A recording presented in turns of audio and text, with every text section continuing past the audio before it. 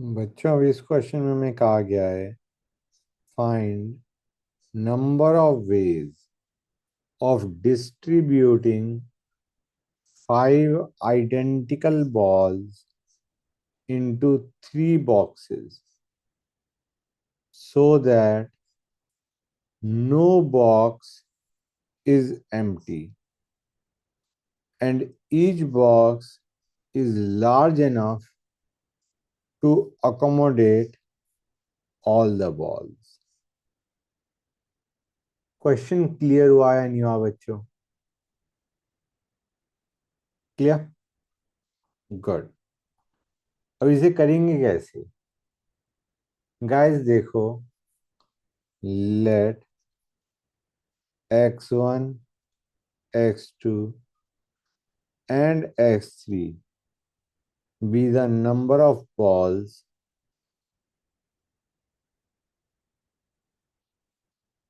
in 3 boxes.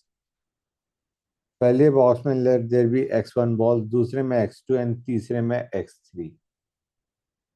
Fine. तो एक चीज हमें पता है, टोटल नंबर ऑफ बॉल्स कितनी है? 5. Right, that's good. टोटल हमारे पास 5 बॉल है. अब x1, x2, x3 पे हमारे कंस्ट्रेंट भी है. व्हाट आर द कंस्ट्रेंट्स या कंडीशंस? हमें कहा गया है कि box should not be empty. Box empty नहीं है मतलब x1, x2, x3 they should be greater than equal to 1. मतलब इनकी मिनिमम वैल्यू 1 होगी. हर एक बॉक्स में मिनिमम एक बॉल तो होगी ही होगी. समझ आ रहा है नहीं आ रहा है बच्चों? No box is empty, minimum there be 1 ball in box. हाँ है ना? एक से ज्यादा भी हो सकती है, मिनिमम एक तो होगी ही होगी. क्लियर है? That's good. अच्छा, एक और चीज देखो बच्चों, ये तो हमने मिनिमम वाली कंडीशन देखी कि मिनिमम एक बॉल होगी. मैक्सिमम कितनी हो सकती है? तो गाइस ध्यान से देखो, हम कहेंगे हमें पता है x1 plus x2 plus x3 is 5. तो लेट अस से x1 के लिए मैं फाइंड आउट करना चाह रहा हूँ what is the maximum value x1 can take. It will be 5 minus x2 minus x3. अगर मैं इन दोनों की मिनिमम वैल्यू ले लूं, x2 और x3 की मिनिमम वैल्यू ले लूं, तो x1 की मैक्सिमम वैल्यू आ जाएगी नहीं आ जाएगी? आ जाएगी. अब हमें पता है x1, x2, x3 तीनों की मिनिमम वैल्यू इज 1. तो x2 और x3 को दोनों को 1 1 ले लो. That will give us x1 की maximum value. It will give us x1 की मैक्सिमम वैल्यू क्या हो सकती है? x1 can be maximum 3. Similarly it goes for x2 and x3. उनके लिए भी हमारी जो मैक्सिमम वैल्यू है वो हमारी क्या आएगी? 3. समझ में आ रहा है नहीं आ रहा है? तो हमारे पास जो कंडीशन है वो क्या आ गई? For all x1, x2, x3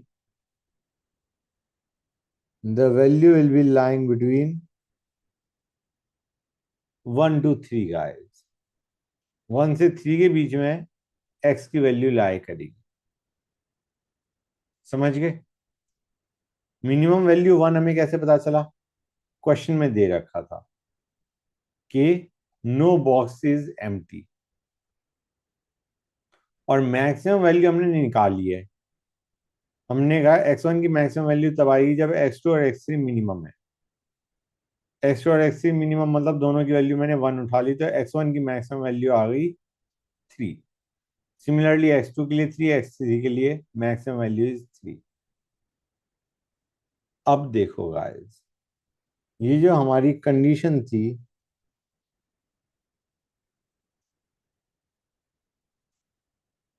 ये हमें पता है गाइस, तीनों बॉक्सेस में जो बॉल्स है उनका सम कितना है, 5, right.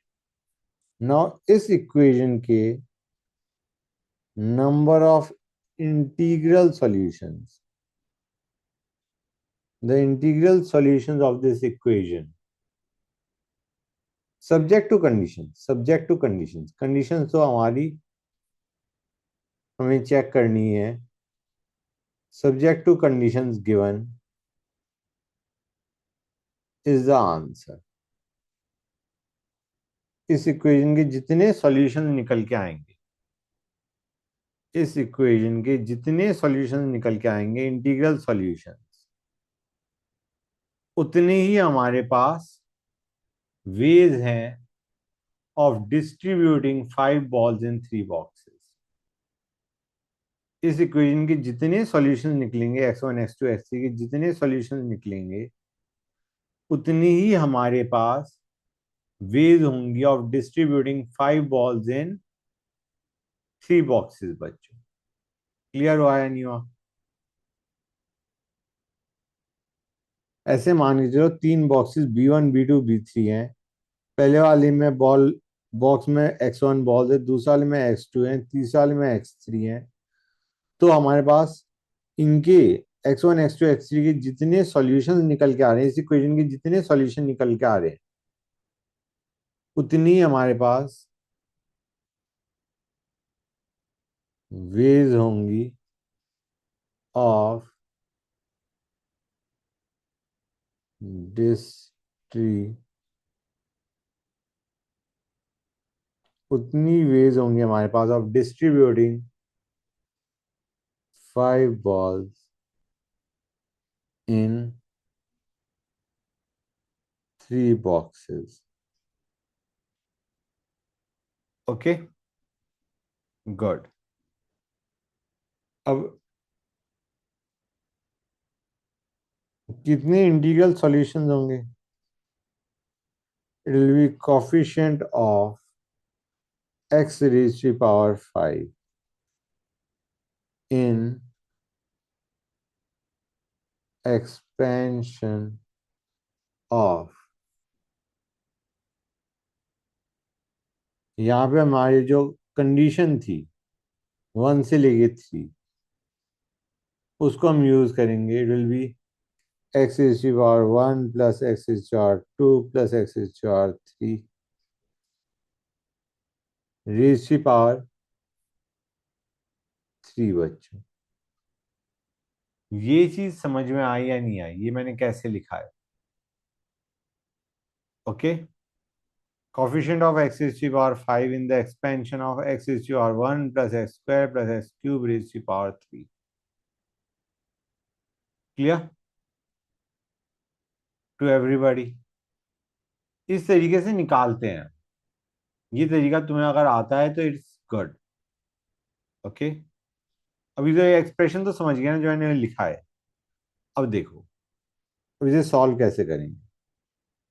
This is coefficient of x raised to power 5 इन, इसमें x कॉमन लो, उसका क्यूब हो जाएगा, तो will be x cube 1 + x square का होल क्यूब। समझ गए गाइस?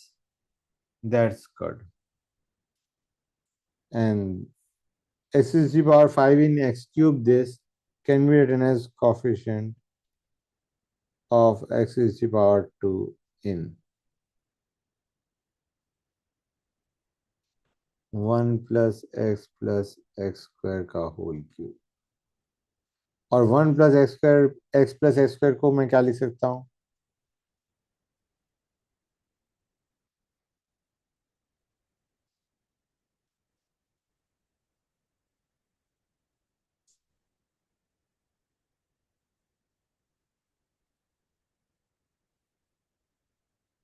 ये मैंने क्या करा है बच्चों, 1 minus x cube.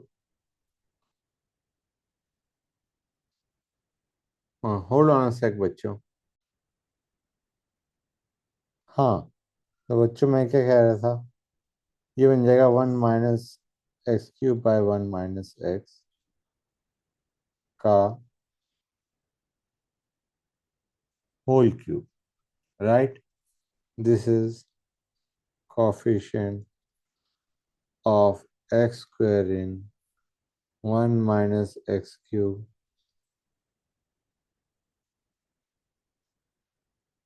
ये बनेगा बच्चों. हाँ या ना? क्लियर है? गुड.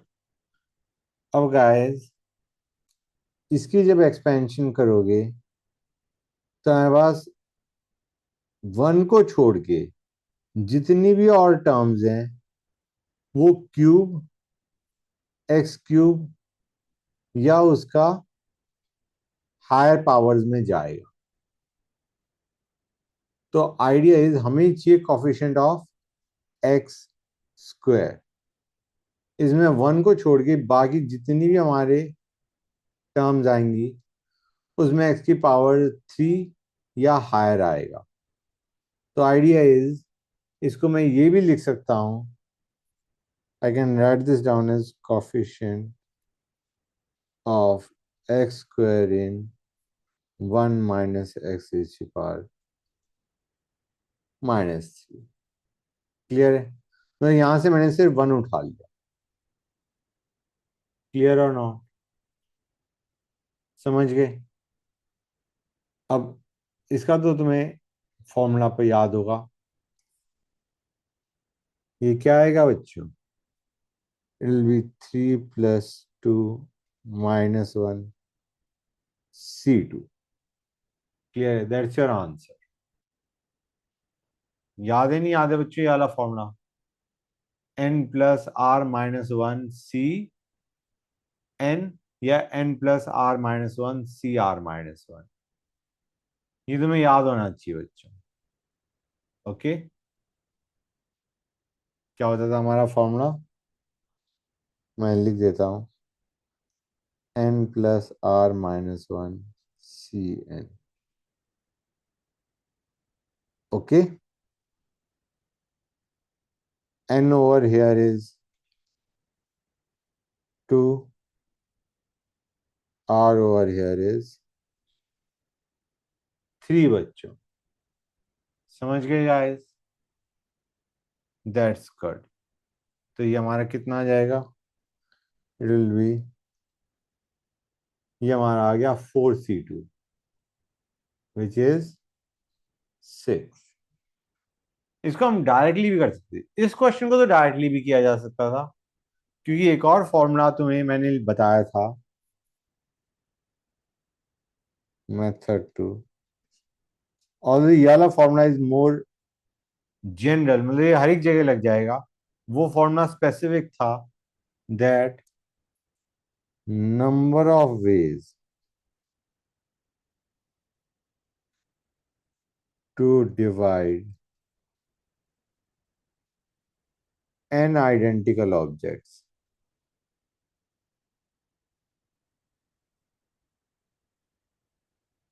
जैसे हमारी बॉल बच्चों इनटू आर ग्रुप्स, 3 बॉक्सेस में डाल लेते हम, such that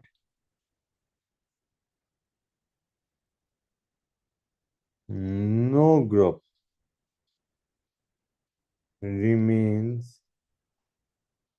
empty. यही हमें दिया हुआ था, नो बॉक्स इज एम्प्टी. उसके लिए हमारे पास डायरेक्ट फॉर्मूला है.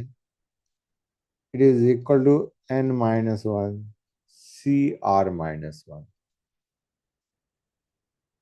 एन हमारा क्या हो गया बच्चों? 5 C. अब यहाँ पे क्या आएगा बच्चों? 3-1. क्लियर है guys? It will be your 4C2 which is 6. समझ में आया नहीं आया? क्लियर और नॉट? यहां पे जो मैंने फॉर्मूला लगाया था वो मैंने लगाया था coefficient of x raise to power n in 1 - x raise to power -r। उसके लिए हमारा जो कॉफिशिएंट है it comes out this. Clear है? मैं इसको लिख देता हूँ, ये कहाँ से आ रहा है। coefficient of x is to power n in 1 - x -r। Clear हुआ है नहीं हुआ बच्चों? Is this clear to everybody और नॉट? तो हमारा ये है एक general way of solving the question जो हर एक जगह लगा सकते हैं। ये हो गया हमारा एक स्पेसिफिक केस जो कि हमने डायरेक्टली फॉर्मूला यूज करके आंसर निकाल दिया कि एन आइडेंटिकल ऑब्जेक्ट्स को आर ग्रुप्स में हमने डिवाइड करना था। वही करना था हमें, बेसिकली 5 बॉल्स को डिवाइड करना था 3 ग्रुप बॉक्सेस में, और no box should be empty. Clear? That's good. Both are fine in this case, both of methods will work in this case. Clear?